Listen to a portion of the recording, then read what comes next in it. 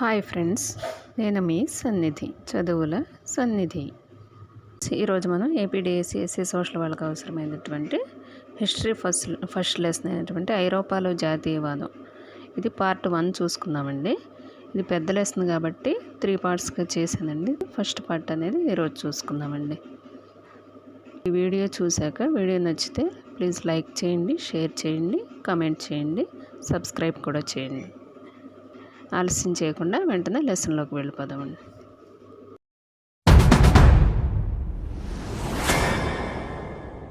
Hi friends, ఈరోజు మనం 10th class హిస్టరీలో నుంచి ఫస్ట్ లెసన్ అయినటువంటి ఐరోపాలో జాతీయవాదం పురోగతి, ఈ లెసన్ గురించి తెలుసుకుందామండి. దీనిలో ఫస్ట్గా ఈ పిక్చర్ ఇవ్వడం జరిగిందండి.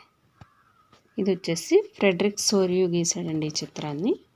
ఈ చిత్రం పేరు వచ్చేసి ప్రపంచవ్యాప్త ప్రజాస్వామ్య సామాజిక గణతంత్రాల స్వప్నం, దేశాల మధ్య ఒప్పందం. 1848లో ఈ చిత్రం గీయడం జరిగిందండి. ప్రపంచవ్యాప్త ప్రజాస్వామ్య సామాజిక గణతంత్రాల స్వప్నం, దేశాల మధ్య ఒప్పందం. 1848లో ఫ్రెడరిక్ సోరియు ఈ చిత్రం తయారు చేయడం జరిగిందండి.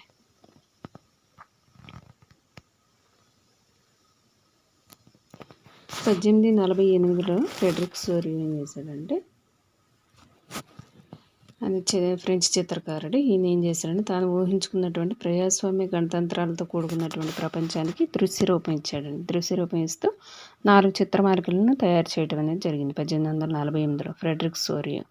వాటిలో మొదటి చిత్రం వచ్చేసి అమెరికా, ఐరోపాలకు చెందినటువంటి పురుషులు, స్త్రీలు, అన్ని వయసుల సామాజిక వర్గాలకు చెందినటువంటి ప్రజలు ఒక పెద్ద వరుసలో నిలబడి స్టాచ్యూ ఆఫ్ లిబర్టీ ముందు ఈ స్వేచ్ఛా ప్రతిమకు నివాళులు అర్పిస్తున్నట్లుగా చిత్రీకరించాడండి. దీనిలో ఫస్ట్ చిత్రం వచ్చేసి ఏంటంటే, అమెరికా, ఐరోపాలకు చెందినటువంటి స్త్రీలు, పురుషులు అందరూ కూడా, అన్ని వయసుల వాళ్ళు కూడా ఈ స్టాచ్యూ ఆఫ్ లిబర్టీకి నివాళులు అర్పిస్తున్నట్లుగా ఈ చిత్రాన్ని చిత్రీకరించాడు ఫ్రెడరిక్ సోరియు. ఫ్రెంచ్ విప్లవ కాలంలో చిత్రకారులు ఏం చేసేవాళ్ళు అంటే, స్వేచ్ఛను స్త్రీ రూపంలో చిత్రీకరించడం జరిగిందండి. స్వేచ్ఛను స్త్రీ రూపంలో చిత్రీకరించారు ఫ్రెంచ్ విప్లవ కాలంలో. నెక్స్ట్ స్వేచ్ఛా స్త్రీ ప్రతిమ అనేది, దీన్ని స్టాచ్యూ ఆఫ్ లిబర్టీ అని కూడా అంటారండి. స్వేచ్ఛా స్త్రీ ప్రతిమకి ఒక చేతిలో జ్ఞానజ్యోతి, మరొక చేతిలో మానవ హక్కుల ప్రకటనా పత్రం అనేది కలిగి ఉండడం జరిగిందండి. ఈ చిత్రంలో ప్రతిమకు ముందు ఉన్న స్థలంలో ఏంటంటే, నిరంకుశ వ్యవస్థల శిథిలావశేషాలు అనేవి చెల్లాచెదురుగా పడి ఉన్నాయండి. సోరియు ఊహించినటువంటి ఈ ఆదర్శ ప్రపంచ దృశ్యంలో ప్రపంచ ప్రజలందరూ కూడా వేరువేరు దేశాలకు చెందిన సమూహాలుగా ఏర్పడి వారి యొక్క జెండాలు, వస్త్రధారణతో విలక్షణంగా గుర్తించబడుతున్నారు. స్టాచ్యూ ఆఫ్ లిబర్టీ మీదుగా సాగే ఈ ఊరేగింపుకు అప్పుడే స్వాతంత్రం పొందినటువంటి అమెరికా సంయుక్త రాష్ట్రాలు, స్విట్జర్లాండ్లు నాయకత్వం వహించడం జరిగిందండి. వీటికి నాయకత్వం వహించింది ఎవరంటే, అమెరికా సంయుక్త రాష్ట్రాలు, స్విట్జర్లాండ్లు ఈ ఊరేగింపుకు నాయకత్వం వహించడం జరిగింది.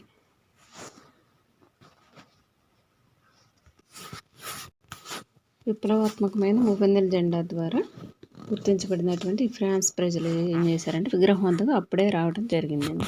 ఫ్రాన్స్ ప్రజల యొక్క జెండా వచ్చేసి మూవన్నెల జెండా అండి. నెక్స్ట్ జర్మన్ ప్రజలు వచ్చేసి నలుపు, ఎరుపు, బంగారు రంగుల జెండాలు పట్టుకుని దీన్ని అనుసరిస్తున్నారండి. జర్మన్ ప్రజలు వచ్చేసి నలుపు, ఎరుపు, బంగారు రంగు జెండాను పట్టుకుని రావడం జరుగుతుందండి. ఎవరు వెనక? ఫ్రాన్స్ వెనకే అనుసరిస్తున్నారు. ఫ్రాన్స్ని వీళ్ళు అనుసరిస్తున్నారు. ఆసక్తికరమైన విషయం ఏంటంటే, సోరీ ఈ చిత్రం రూపొందించే సమయానికి జర్మనీ ప్రజలు ఇంకా ఒక సమైక్య దేశంగా ఏర్పడలేదన్నమాట.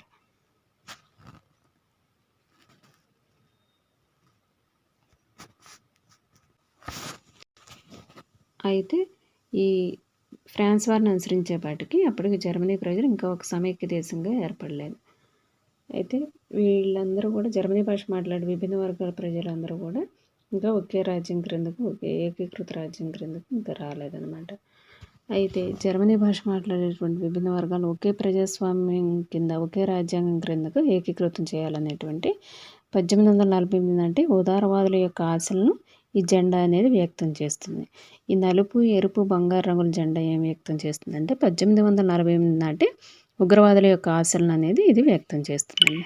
జర్మనీ ప్రజలను అనుసరించిన వారిలో ఆస్ట్రియా ప్రజలు, అలాగే 2 సిసిలీ రాజ్య ప్రజలు, లొంబార్డీ, పోలాండ్, ఇంగ్లాండ్, ఐర్లాండ్, హంగరీ మరియు రష్యాలు కూడా ఉన్నాయండి. జర్మనీ ప్రజలను అనుసరించింది ఎవరెవరండి?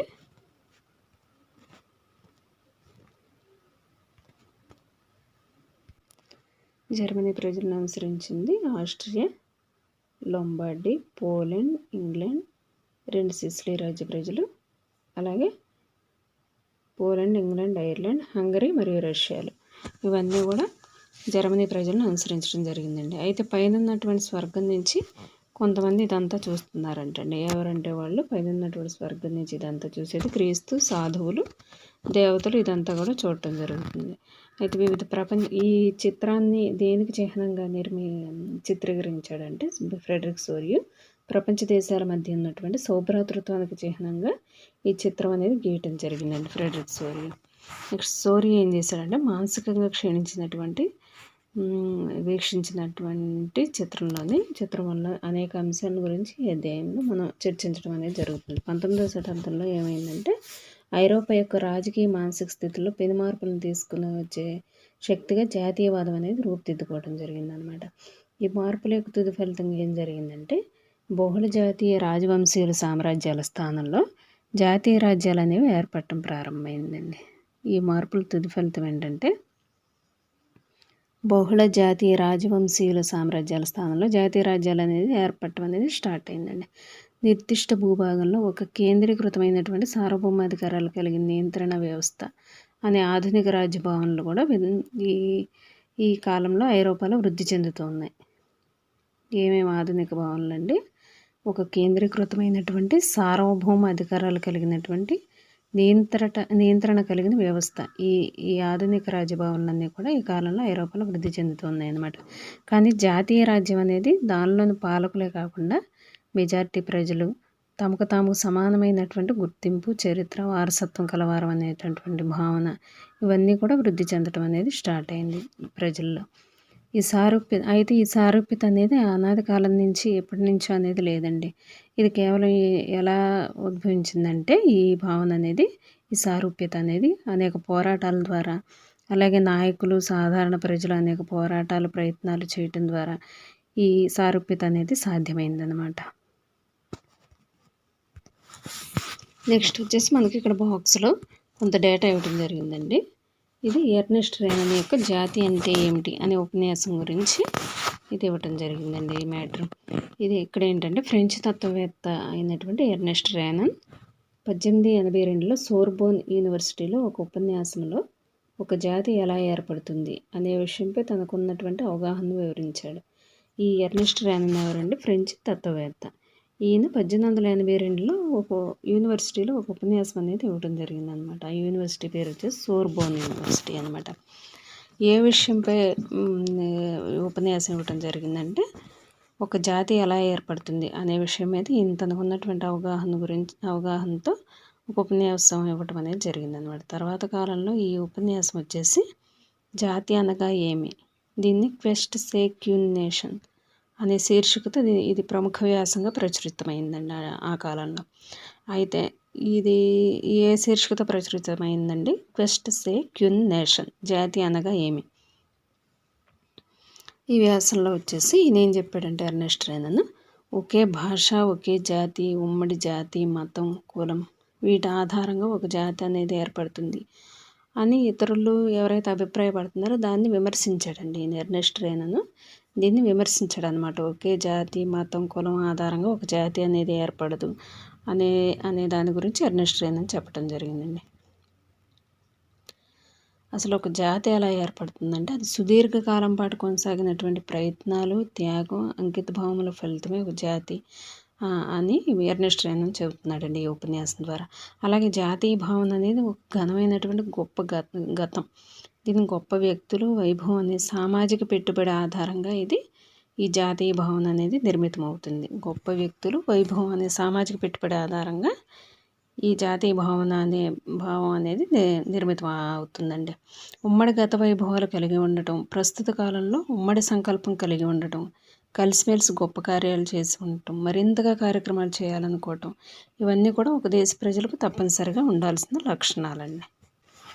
ఎర్నెస్ట్ రేనన్ ప్రకారం తప్పనిసరిగా ఉండాల్సిన లక్షణాలు ఏంటంటే ప్రస్తుత కాలంలో ఉమ్మడి సంకల్పం కలిగి ఉండడం, అలాగే కలిసిమెలిసి గొప్ప కార్యాలు చేయడం, అలాగే మరింతగా కార్యక్రమాలు ఇంకా చేయాలనుకోవటం, ఇవన్నీ కూడా ఒక దేశ ప్రజలకు ఉండాల్సినటువంటి తప్పనిసరి లక్షణాలు అని చెప్పి ఎర్నెస్ట్ రేనన్ చెప్తున్నాడండి. కానీ ఇవన్నీ ఒక దేశ ప్రజలకు తప్పనిసరిగా ఉండాల్సిన లక్షణాలు. కాబట్టి ఒక దేశం అనేది ఒక భారీ స్థాయి సంఘీభావం, దాన్ని ప్రజలు ప్రతిరోజు అనుభూతి చెందుతారు. ఒక ప్రాంతం అంటే దానిలోని ప్రజలే, దాని గురించి సంప్రదించవలసింది కూడా అక్కడి ప్రజల్ని. ఈయన ఏమన్నాడంటే ఒక ప్రాంతం అంటే దానిలోని ప్రజలే ఒక ప్రాంతం అని చెప్పి చెబుతున్నాడండి ఎర్నెస్ట్ రేనన్. అలాగే దాని గురించి ఏదన్నా సంప్రదించాల్సింది ఎవరినంటే అక్కడ ఉన్నటువంటి ప్రజల్ని, ఆ ప్రాంతంలో ఉన్నటువంటి ప్రజలనే మనం సంప్రదించాలి. ఒక దేశం మరొక దేశం యొక్క అభిష్టానికి వ్యతిరేకంగా దాన్ని కలుపుకోవడం లేదంటే అధీనంలో ఉంచుకోవడానికి ఎప్పుడు కూడా ఆసక్తిని చూపదంటండి ఎర్నెస్ట్ రేనన్ ప్రకారం. జాతుల మనుగడ మంచిది, అవసరం కూడా. వాటి మనుగడ స్వేచ్ఛకు హామీ ఇస్తుంది. ప్రపంచమంతటికీ ఒకే చట్టం, ఒకే పరిపాలకుడు ఉంటే దీన్ని మనం కోల్పోతాం. అంటే జాతుల మనుగడ అనేది మంచిది, అవసరం కూడా అని చెబుతున్నాడు అనమాట ఈయన. అయితే ప్రపంచమంతా కూడా ఒకే చట్టం, ఒకే పరిపాలకుడు ఉంటే ప్రజలకు స్వేచ్ఛ అనేది ఉండదు. కాబట్టి ప్రజల మనుగడకు స్వేచ్ఛ అనేది ఉండాలంటే జాతుల మనుగడ అనేది అవసరం అని చెప్పి ఎర్నెస్ట్ రేనన్ ఈ ఉపన్యాసం ద్వారా వివరించాడు.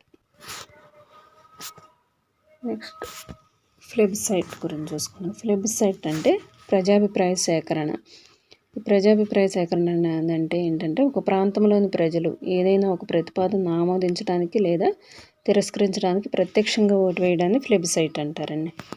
ప్రజాభిప్రాయ సేకరణ లేదా ప్లెబిసైట్ అంటే ఏంటంటే ఒక ప్రాంతంలో ఉన్నటువంటి ప్రజలు ఏదైనా వారి ముందుకు వచ్చినటువంటి ఒక ప్రతిపాదనను దాన్ని ఆమోదించడానికి లేదంటే తిరస్కరించడానికి ప్రత్యక్షంగా ఓటు చేయడాన్ని ప్లెబిసైట్ అంటారు.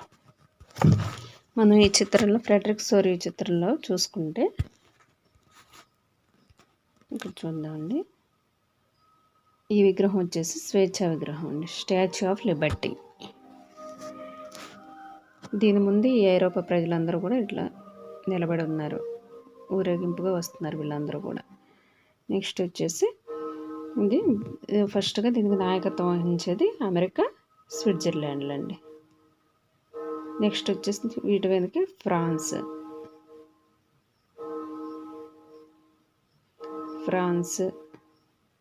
నెక్స్ట్ వచ్చేసి జర్మనీ, ఫ్రాన్స్, జర్మనీ,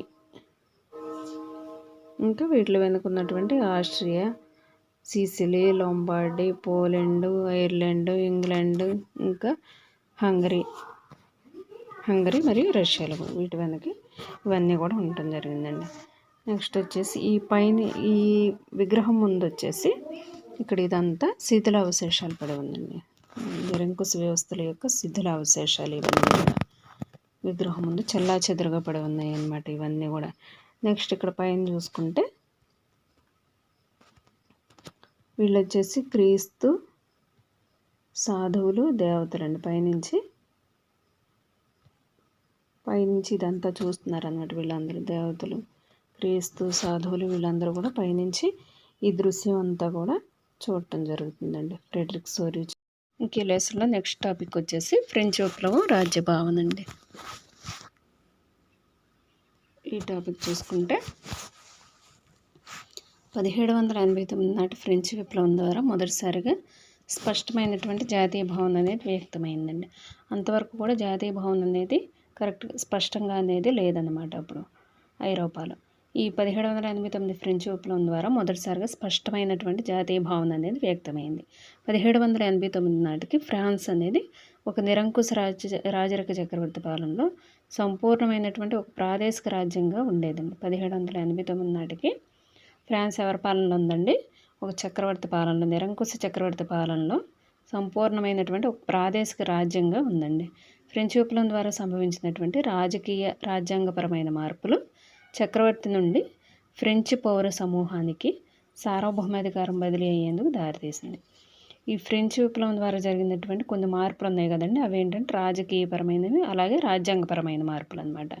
ఈ మార్పులు అనేవి చక్రవర్తి నుంచి ఫ్రెంచ్ పౌర సమూహానికి సార్వభౌమాధికారం అనేది బదిలీ అవడానికి దారితీసినాయి అన్నమాట. ఈ మార్పులు అనేవి జాతి అనగా ప్రజలే అని, వారే ఆ దేశ భవిష్యత్తును రూపుదిద్దుతారని విప్లవం ద్వారా ప్రకటితమైంది.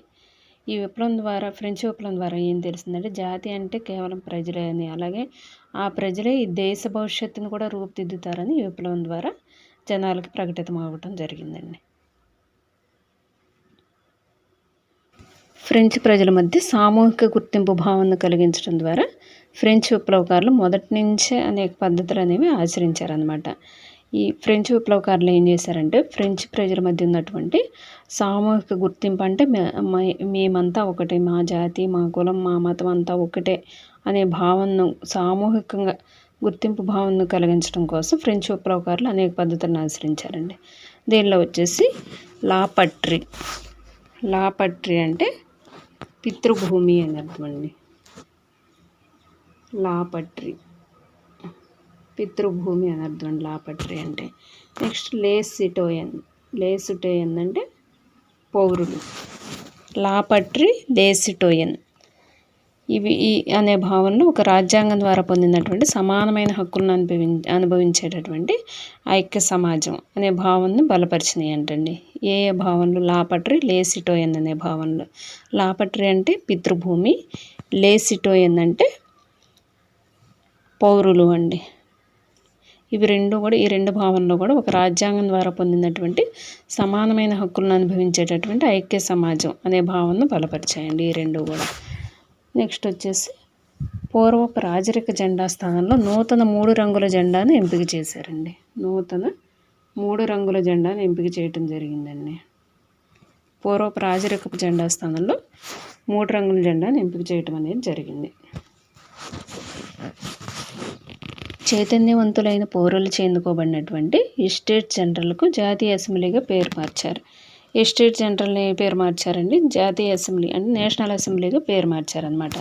దీనికి కొత్తగా జాతీయ గీతాలు రాయటం, ప్రమాణాలు చేయటం, అమరవీరులను స్మరించడం లాంటి ఈ పనులన్నీ కూడా జాతి పేరుతోనే జరిగేవి. ఇవన్నీ కూడా ఏమేంటి, కొత్తగా జాతీయ గీతాలు రాయటం కానీ, ప్రమాణాలు చేయటం కానీ, అలాగే అమరవీరులను స్మరించడం లాంటి కానీ ఇలాంటివన్నీ కూడా జాతి పేరుతోనే ఇవన్నీ కూడా జరిగేవి. ఈ పనులన్నీ కూడా ఒక కేంద్రీకృత పరిపాలనా వ్యవస్థ అనేది ఏర్పాటు చేయబడింది. ఏర్పాటు చేయబడిందండి. నెక్స్ట్ వచ్చేసి ఆ రాజ్య భూభాగంలోని పౌరులందరికీ కూడా ఒకే రకమైన చట్టాలను రూపొందించారు. ఈ రాజ్య భూభాగంలో ఫ్రెంచ్ భూభాగంలో ఉన్నటువంటి పౌరులందరికీ కూడా ఒకే రకమైన చట్టాలను రూపొందించారనమాట. అంతర్గత కస్టమ్స్ సుంకాలు కానీ, బకాయిలు ఇవన్నీ కూడా రద్దు చేయబడ్డాయి.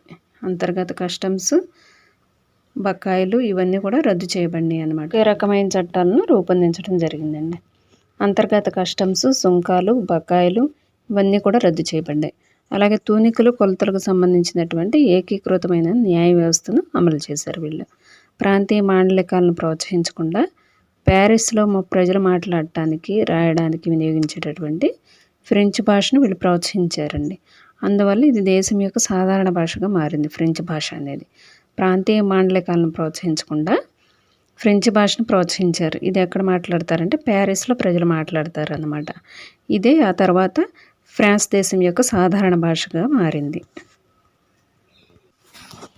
ఫ్రెంచ్ రాజ్యం యొక్క లక్ష్యము మరియు దాని ముందున్నటువంటి కార్యం ఏంటంటే నిరంకుశత్వం నుంచి ఐరోపా ప్రజలను స్వేచ్ఛాయుతులను గావించడం. ఈ ఐరోపా ప్రజలు నిరంకుశత్వంలో ఉన్నారు కదండి. ఈ నిరంకుశత్వంలో ఉన్నటువంటి ఐరోపా ప్రజలను స్వేచ్ఛాయుతులను గావించాలి, వారికి స్వాతంత్రం అనేది ఉండాలి ఆ ప్రజలకు అని చెప్పి ఈ ఫ్రెంచ్ ప్రజల యొక్క లక్ష్యం అండి. అంటే ఏంటంటే ఇతర ఐరోపా ప్రజలు రాజ్యాలుగా ఏర్పడటానికి కూడా మేము సహాయం చేయాలి అని చెప్పి విప్లవకారులు ప్రకటించారన్నమాట. నిరంకుశత్వంలో ఉన్నటువంటి ఇతర ఐరోపా దేశాలను కూడా స్వతంత్ర రాజ్యాలుగా ఏర్పడటానికి మేము సహాయం చేస్తామని చెప్పి విప్లవకారులు ప్రకటించారండి. నెక్స్ట్ ఫ్రాన్స్లో జరిగినటువంటి సంఘటనలకు సంబంధించింది ఈ వార్తలన్నీ కూడా ఏమైందంటే ఐరోపాలోని అనేక నగరాలకు చేరినాయి అన్నమాట.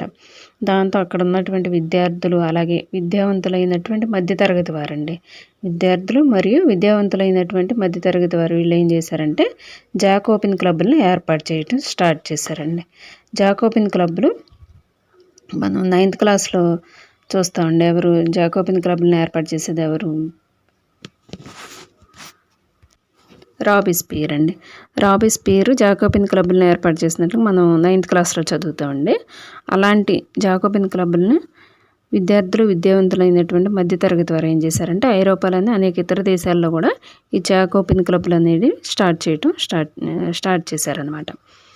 వీళ్ళు చేపట్టినటువంటి కార్యక్రమాలు ఇక్కడ ఇయర్ రాంగ్ ఇచ్చాడండి, 1970 ఇచ్చాడు, మనకు 1790 రావాలండి. 1970 నాటికనంటే అది రాంగ్ అవుతుంది, మీరు చూడండి, 1790 అవ్వాలండి. అది 1790 నాటికి ఫ్రెంచ్ సైన్యం హాలండ్, బెల్జియం, స్విట్జర్లాండ్, ఇటలీలోని చాలా భాగాలకు వెళ్ళడానికి మార్గం సుగమం చేశాయి అన్నమాట. వీళ్ళు చేపట్టినటువంటి ప్రచార కార్యక్రమాల వల్ల ఫ్రెంచ్ సైన్యం ఎక్కడెక్కడికి వెళ్ళడానికి మార్గం అనేది క్లియర్ అయిందంటే హాలండ్, బెల్జియం, స్విట్జర్లాండ్, ఇటలీ అండి. ఈ 4 దేశాలకు వెళ్ళటానికి కూడా వీళ్ళకి మార్గం అనేది క్లియర్ అయిందనమాట. వీళ్ళు చేపట్టినటువంటి జాకోబిన్ క్లబ్లో చేపట్టినటువంటి ప్రచార కార్యక్రమాల వల్ల విప్లవ యుద్ధాలు పెళ్ళిపోవడంతో ఫ్రెంచ్ సైన్యాలు జాతీయ భావనలు కూడా ఇతర దేశాలకు తీసుకువెళ్ళాయి. నెక్స్ట్ మనం ఈ పిక్చర్ చూసుకుంటే, ఇది పిక్చర్ గీసింది ఆండ్రియాస్ రెబ్మాన్ అనేటటువంటి జర్నలిస్ట్ అండి. ఈ చిత్రాన్ని గీసింది ఎప్పుడంటే 1798లో ఈ చిత్రం గీయటం జరిగిందండి. దీన్ని రూపొందించింది ఎవరంటే ఆండ్రియాస్ రెబ్మాన్. ఈయనెవరు, ఒక జర్నలిస్ట్ అండి, ఒక పాత్రికేయుడు ఈయన ఆండ్రియాస్ రెబ్మాన్. అయితే ఈ గీసిన చిత్రం ఇది ఎక్కడ అంటే జర్మనీ క్యాలెండర్ యొక్క కవర్ పేజీ అండి. ఇది జర్మనీ క్యాలెండర్ యొక్క కవర్ పేజీ మీద దీన్ని చిత్రించడం జరిగిందండి ఆండ్రియాస్ రెబ్మాన్. ఇది వచ్చేసి ఫస్ట్ పిక్చర్ వచ్చేసి ఫ్రెంచ్ కోట మీద విప్లవకారులు గుంపుగా దాడి చేసినటువంటి చిత్రం. ఇది వచ్చేసి ఫ్రెంచ్ కోట అండి. ఫ్రెంచ్ కోట మీద విప్లవకారులు గుంపుగా దాడి చేసిన చిత్రం ఫస్ట్ పిక్చర్ వచ్చేసి. సెకండ్ పిక్చర్ వచ్చేపాటికి జర్మనీ ప్రావిన్స్లోని కాజల్ అనే ప్రాంతంలో కోట బుర్జు చిత్రం అండి. ఇది ఈ చిత్రం క్రింద ఒక నినాదం రాశారండి. ఆ నినాదం ఏంటంటే ప్రజలు తమ స్వేచ్ఛను తామే సాధించుకోవాలి అనే నినాదం దీని మీద రాయబడి ఉందండి. ఈ చిత్రం చిత్రించినటువంటి రెబ్మాన్ ఎక్కడ నివసించేవాడంటే మెయిన్స్ నగరంలో నివసించేవాడు. మెయిన్స్ నగరం అండి. అతడు జర్మన్ జాకోబిన్ సమూహంలో ఒక సభ్యుడు అనమాట ఆండ్రియాస్ రెబ్మాన్ కూడా. 1815 నాటి వియన్నా కాంగ్రెస్ తర్వాత యూరప్ అండి. ఇది 1815లో వియన్నా కాంగ్రెస్ సమావేశం జరగడం జరిగిందండి. దాని తర్వాత యూరప్ చిత్రం అండి ఇది.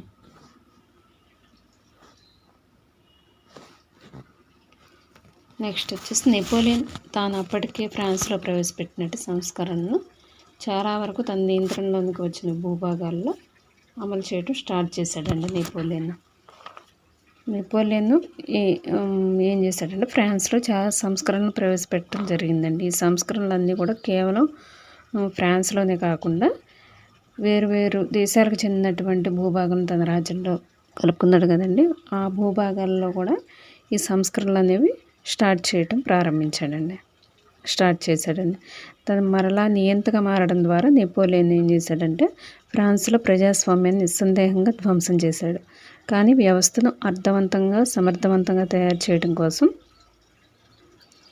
విప్లవ సిద్ధాంతాలను పరిపాలనా రంగంలో అమలుపరిచాడు నెపోలియన్ ప్రజాస్వామ్యాన్ని అయితే ధ్వంసం చేశాడు కానండి, విప్లవ సిద్ధాంతాలు ఉన్నాయి కదండి, ఫ్రెంచ్ విప్లవ సిద్ధాంతాలు, వాటిని మాత్రం పరిపాలనా రంగంలో అమలుపరిచాడు. ఎందుకు? వ్యవస్థను అర్థవంతంగా సమర్థవంతంగా తయారు చేయడం కోసం విప్లవ సిద్ధాంతాలను పరిపాలనా రంగంలో అమలుపరిచాడు అనమాట నెపోలియన్.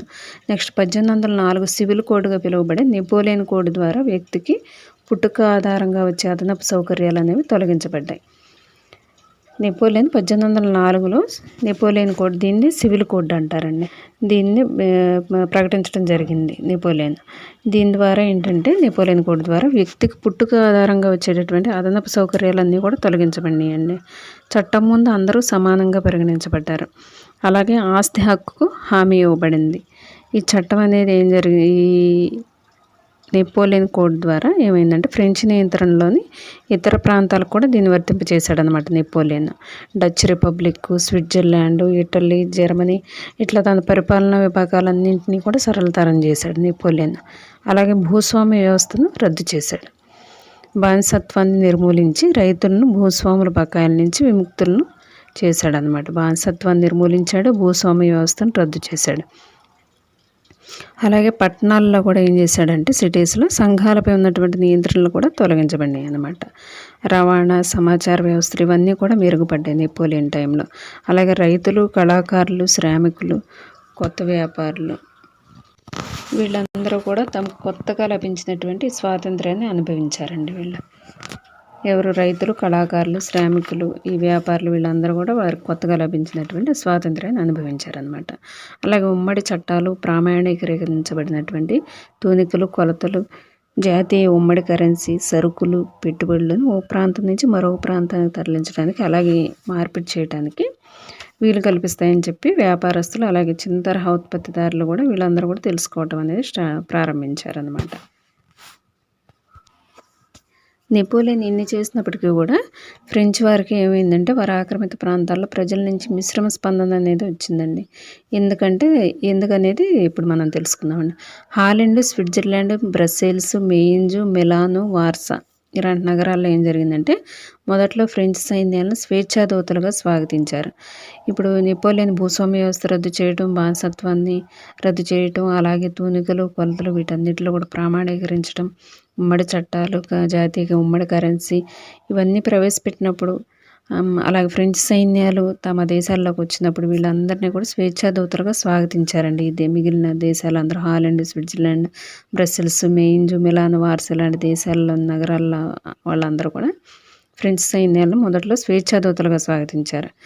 తర్వాత ఏమైందంటే నూతన పరిపాలనా ఏర్పాట్లు అనేవి ఈయన చేసిన ఏర్పాట్లు అనేవి రాజకీయ స్వాతంత్రానికి అనుగుణంగా లేవనే విషయం వీళ్ళకి అర్థమైందనమాట. అవి రాజకీయ స్వాతంత్రానికి అనుకూలంగా లేవు అనే విషయం వీరికి అర్థమయ్యి మొదటి ఉత్సాహం అంతా కూడా వాళ్ళని స్వాగతించిన వాళ్ళు కూడా వాళ్ళకి శత్రువులుగా మారారనమాట. నెక్స్ట్ వచ్చేపాటికి ఈ మొదటి ఉత్సాహం క్రమంగా శత్రుత్వంగా వీటి వల్ల జనం ఏం చేశారంటే నెపోలియన్ని వాళ్ళ ఫ్రెంచ్ సైన్యాన్ని కూడా శత్రువులుగా చూడటం అనేది స్టార్ట్ చేశారు.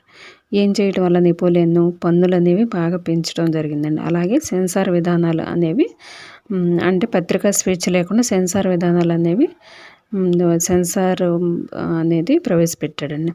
అలాగే తర్వాత వచ్చేసి ఫ్రెంచ్ సైన్యంలో బలవంతంగా ప్రజలను తీసుకోవటం అనేది చేశాడు, బలవంతంగా చేర్చుకోవటం అనేది చేశాడు. ఈ 3 విధానాల వల్ల కూడా నెపోలియన్ చేసినటువంటి సంస్కరణలకు ప్రయోజనం లేకుండా పోయింది.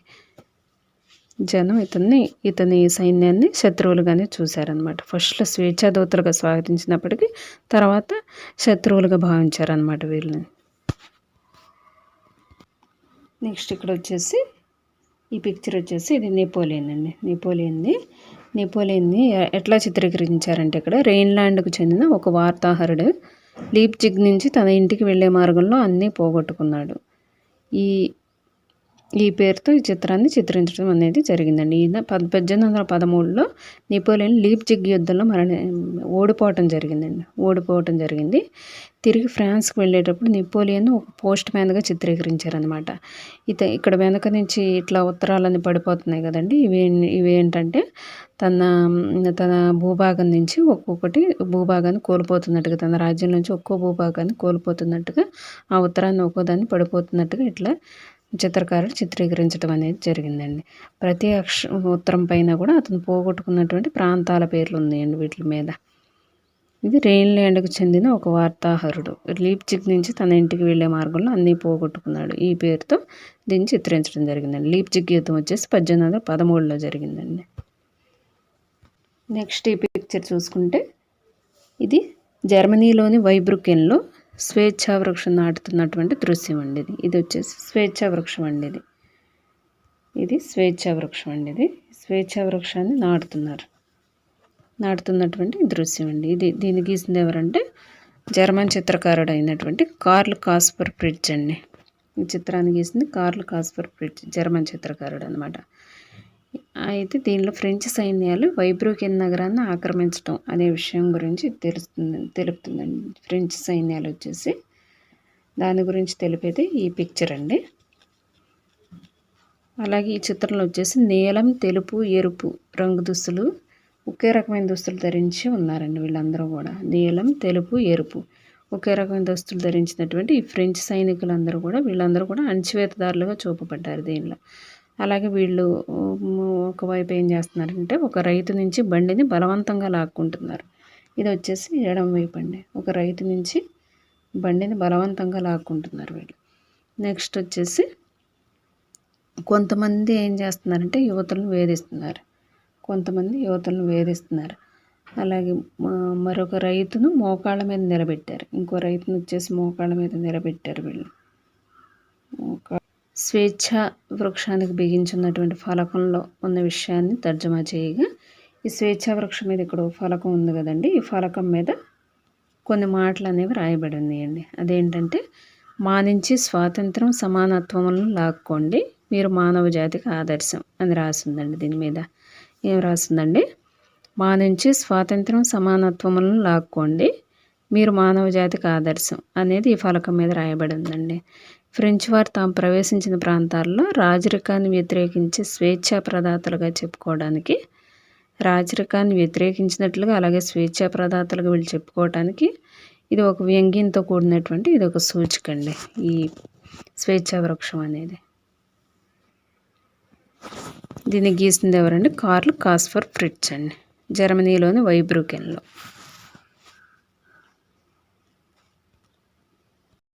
ఈ ఫస్ట్ లెసన్లో నెక్స్ట్ టాపిక్ వచ్చేసండి యూరోప్లో జాతీయవాద నిర్మాణం. ఇది చూసుకుంటే 18వ శతాబ్దం మధ్యకాలం నాటి యూరోప్ పటాన్ని పరిశీలిస్తే ప్రస్తుతం మనకు తెలిసిన జాతీయ రాజ్యాలు ఏమీ కూడా యూరోప్ పటంలో లేవండి. 18వ శతాబ్దం నాటి యూరోప్ పటాన్ని పరిశీలిస్తే జాతీయ రాజ్యాలు అనేవి లేవన్నమాట. అప్పుడు చిన్న చిన్న ప్రాంతాలుగా మాత్రమే ఇవన్నీ ఉండేవి. జర్మనీ, ఇటలీ, స్విట్జర్లాండ్ ఇవన్నీ కూడా చిన్న చిన్న రాజ్యాలుగా చిన్న చిన్న ప్రభువులచే పాలించబడుతూ ఉండేయండి రాజ్యాలన్నీ కూడా. అలాగే ఇవన్నీ కూడా స్వయం ప్రతిపత్తి కలిగినటువంటి పరిపాలకుల అధీనంలో ఉండేవండి ఈ రాజ్యాలన్నీ కూడా. తూర్పు మధ్య ఐరోపాలు చూసుకుంటే నియంతృత్వ రాజరిక పరిపాలనలో ఉండేవి. తూర్పు ఐరోపా, మధ్య ఐరోపాలు నియంతృత్వమైనటువంటి రాజకీయ పరిపాలనలో ఉండేవన్నమాట ఈ రెండు. ఈ భూభాగాల్లో వివిధ రకాల ప్రజలు ఉండేవాళ్ళు. వారు తమను సమాన గుర్తింపు లేదా సంస్కృతి కలవారుగా భావించుకునేవారు కాదనమాట. వీళ్ళు మాదంతా ఒకటే సంస్కృతి, ఒకటే జాతి, ఒకటే మతం, ఒకే కులం అని, ఒకే భాష అని, ఒకే సంస్కృతి కలవారుగా వీళ్ళందరూ కూడా భావించుకునేవాళ్ళు కాదనమాట. వేరు వేరు భాషలు మాట్లాడేవాళ్ళు, అలాగే విభిన్న జాతుల సమూహాలకు చెందిన వాళ్ళు ఉండేవాళ్ళు అనమాట ఈ రెండు ప్రాంతాల్లో, తూర్పు మధ్య ఐరోపా ప్రాంతాల్లో. ఉదాహరణకు ఇక్కడ మనకి ఒక ఎగ్జాంపుల్ ఇవ్వటం జరిగిందండి. హ్యాబ్స్బర్గ్ రాజ్యం గురించి ఒక ఎగ్జాంపుల్ ఇవ్వటం జరిగింది. అదొకసారి చూసుకుందామండి.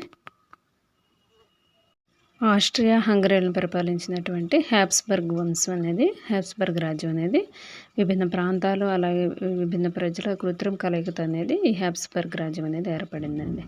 దీనిలో వచ్చేసి ఈ ప్రాంతాలు చూసుకున్నామండి. దీనిలో వచ్చేసి ఆల్పైన్ ప్రాంతాలు అయినటువంటి టైరాలు, ఆస్ట్రియా, సుడెన్టెన్లాండ్ అండి. దీనిలో ఫస్ట్ వచ్చేసి ఆల్పైన్ ప్రాంతాల్లో టెరాలు, ఆస్ట్రియా, సుడెన్టెన్లాండ్. నెక్స్ట్ పాలకవర్గంలో జర్మన్ భాష మాట్లాడేవాళ్ళు అధికంగా ఉండేటటువంటి బోహిమియా అండి. పాలకవర్గంలో జర్మన్ భాష మాట్లాడేవాళ్ళు ఎక్కువ ఉండేవాళ్ళు అనమాట. ఇక్కడ బోహిమియా ప్రాంతం, అలాగే ఆల్పైన్లో టెరాలు, ఆస్ట్రేలియా, సుడెన్టెన్లాండ్. నెక్స్ట్ ఇటాలియన్ భాష మాట్లాడేటటువంటి లొంబార్డీ, వెనీషియా ప్రాంతాలు, అలాగే మ్యాగ్యార్ భాష మాట్లాడేటటువంటి హంగరీలో సగం మంది మాట్లాడేటటువంటి మ్యాగ్యార్ భాష మాట్లాడేటటువంటి వాళ్ళు, అలాగే గలీషియాలో పాలకవర్గం వారు మాట్లాడేటటువంటి పోలిష్ భాష మాట్లాడేటటువంటి గలీషియాలోని పాలకవర్గం. వీళ్ళందరూ కూడా ఈ సమూహాలన్నీ కూడా హ్యాబ్స్బర్గ్ రాజ్యంలో భాగంగా ఉండేవాళ్ళండి వీళ్ళందరూ కూడా. అదే కాకుండా వీరు మాత్రమే కాకుండా ఇంకా వేరే జాతుల వారు కూడా ఉండటం జరిగిందండి. అది కూడా ఒకసారి చూసుకుందాం. వీళ్ళంతా ఎవరంటే సాధారణ రైతులండి. హ్యాబ్స్బర్గ్ రాజ్యంలో ఉన్నటువంటి సాధారణ రైతులు ఎవరెవరంటే ఉత్తరాన వచ్చేసి బోహిమియన్లు, స్లోవెక్కులు, అలాగే కార్నియోలాలో స్లోవెన్లు. ఉత్తరాన బోహిమియన్లు, కార్నియోలాలో స్లోవెన్లు. అలాగే దక్షిణంలో చూసేపాటికి క్రోయేట్లు, తూర్పున ట్రాన్సిల్వేనియా ప్రాంతంలో రోమన్లు, వీళ్ళందరూ కూడా హ్యాబ్స్బర్గ్ ప్రాంతంలో నివసించేటటువంటి సాధారణ రైతులండి. ఇందాక మనం చూసిన నలుగురు 4 ప్రధాన సమూహాలు కూడా అవి వచ్చేసి ప్రధాన సమూహాలు.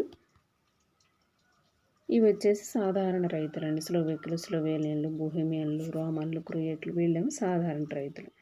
ఇలా అనేక విభేదాలు ఉన్నటువంటి ప్రజలందరూ కూడా హ్యాబ్స్బర్గ్ రాజ్యంలో నివసించేవాళ్ళండి. ఈ విభేదాల వారిలో రాజకీయ ఐక్యతా భావన అనేది పెంచలేకపోయాయి అన్నమాట. చక్రవర్తి పట్ల వీరికి ఉన్న విధేయత ఈ సమూహాలన్నింటినీ కూడా కలిపి ఉంచడం అనేది జరిగింది.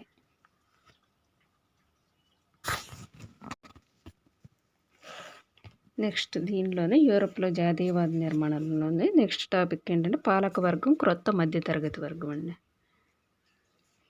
దీనిలో చూసుకుంటే ఈ ఐరోపా ఖండంలో ఏం జరిగిందంటే సామాజికంగాను రాజకీయంగాను భూస్వాములైనటువంటి పాలకవర్గం యొక్క ఆధిపత్యం ఎక్కువగా ఉండేదండి ఐరోపాలో.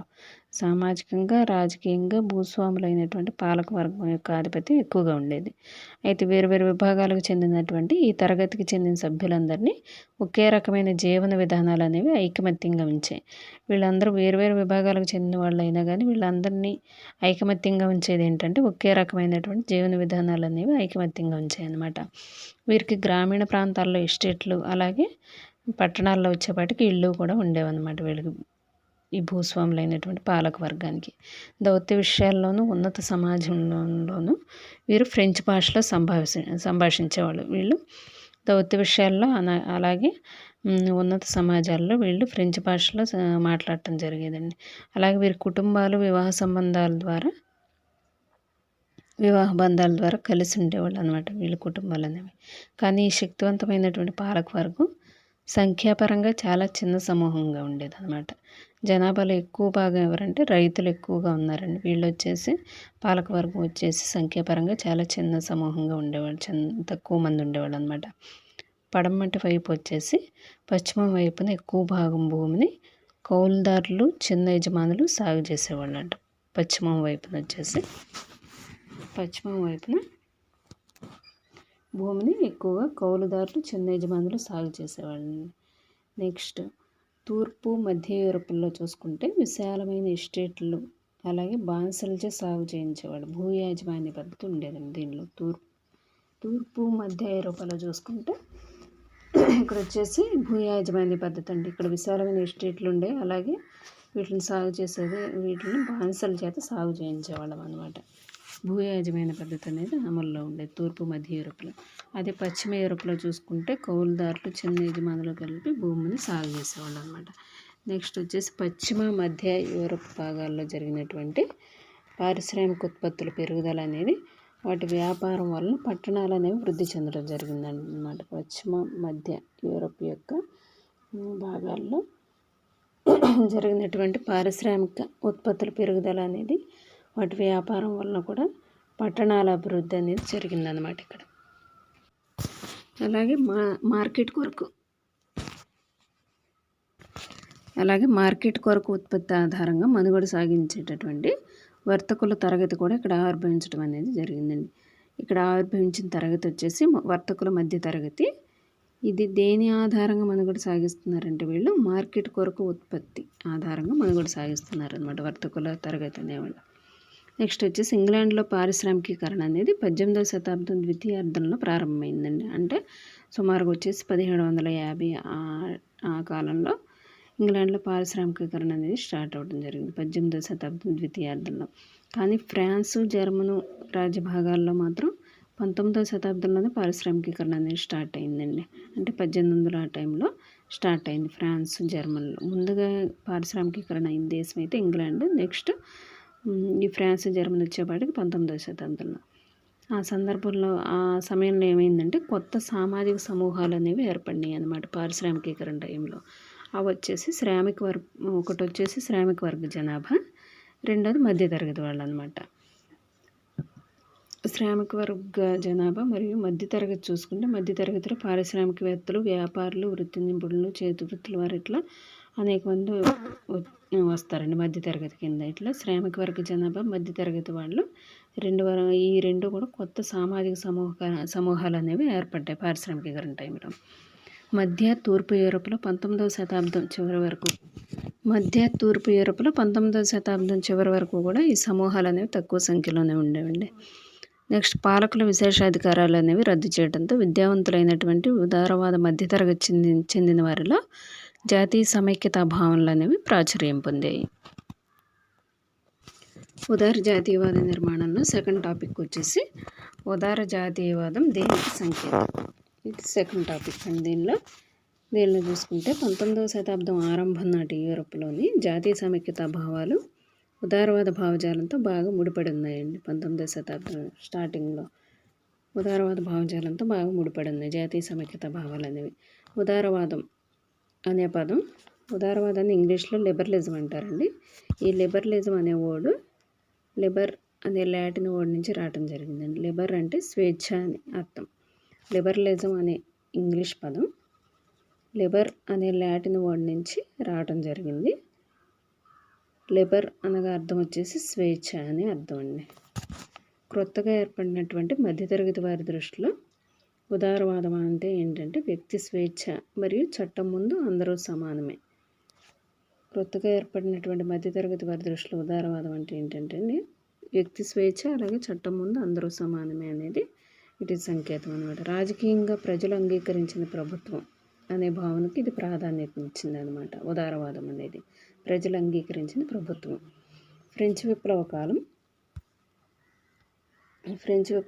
ఏం జరిగిందంటేనండి, ఫ్రెంచ్ విప్లవ కాలం నుంచి ఉదారవాదం నిరంకుశత్వం మతపరమైన హక్కులను అంతం చేయడానికి మద్దతు ఇచ్చిందనమాట. ఉదారవాదం అనేది ఒక రాజ్యాంగం మరియు పార్లమెంటు ద్వారా ప్రాతినిధ్య ప్రభుత్వాన్ని బలపరిచింది.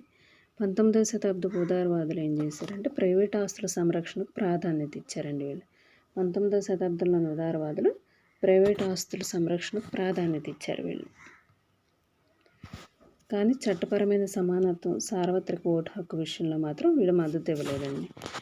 వీళ్ళు ప్రాధాన్యత ఇచ్చింది ఏంటిదంటే ప్రైవేట్ ఆస్తుల సంరక్షణకు ప్రాధాన్యత ఇచ్చారండి.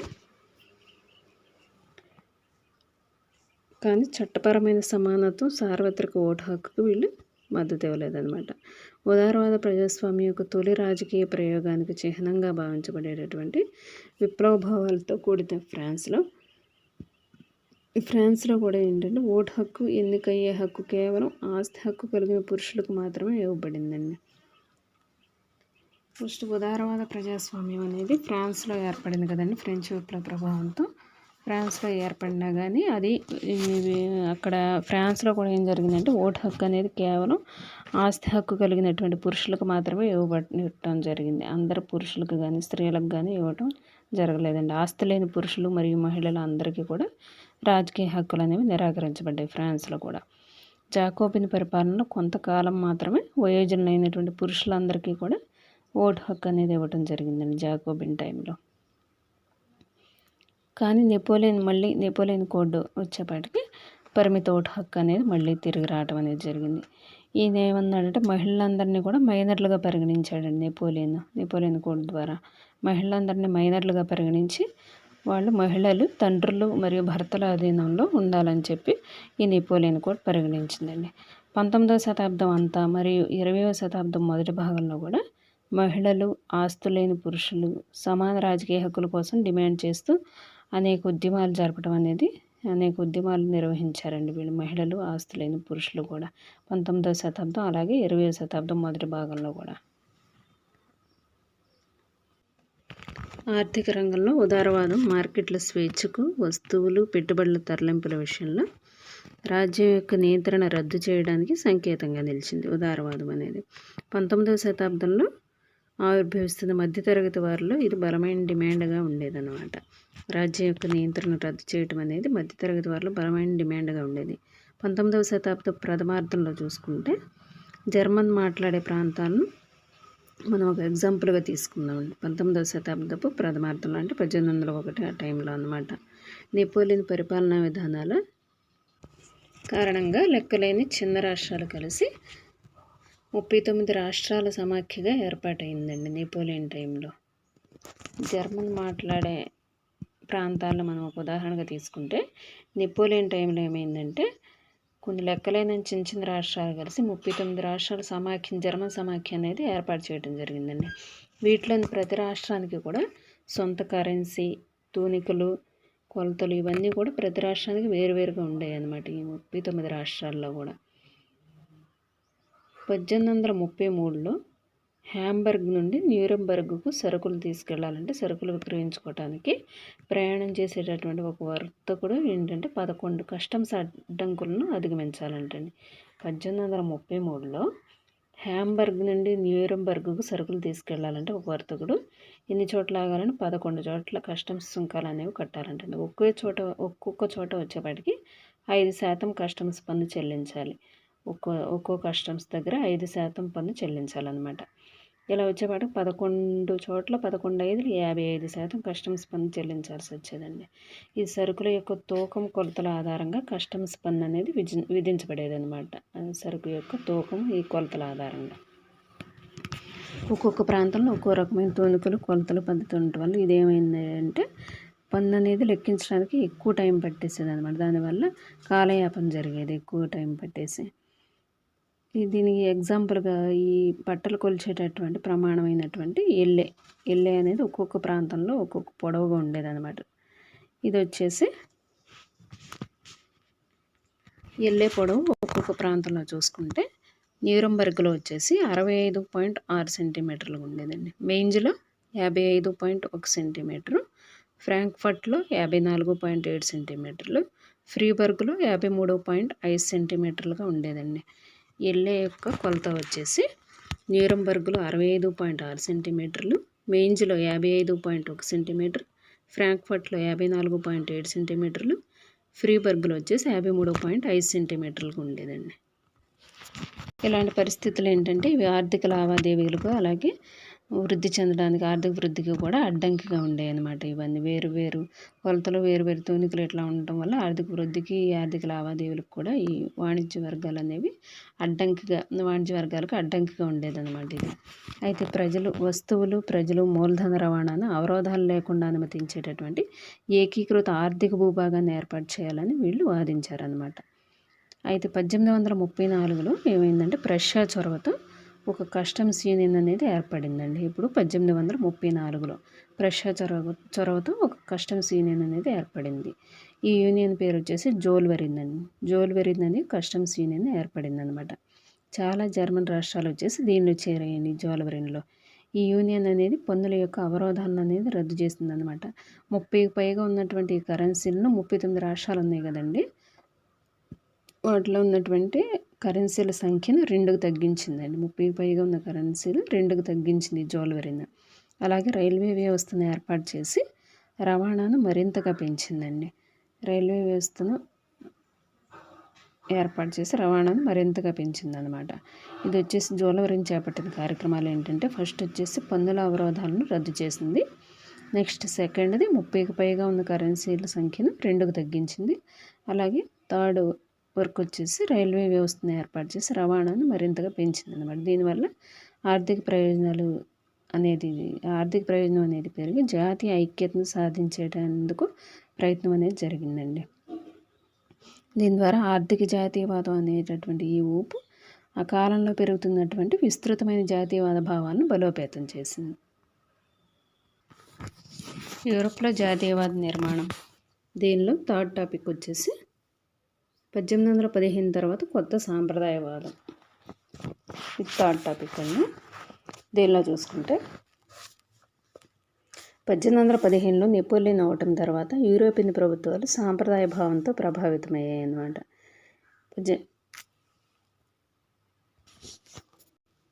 సాంప్రదాయవాదులు రాజ్యం సమాజానికి చెందిన వ్యవస్థీకృత సాంప్రదాయ వ్యవస్థలైన రాజరికం, చర్చి, సామాజిక సోపాన క్రమాలు, ఆస్తి మరియు కుటుంబం వంటి వాటిని సంరక్షించుకోవాలని విశ్వసించారన్నమాట. వీళ్ళు ఎవరు? సాంప్రదాయవాదులు.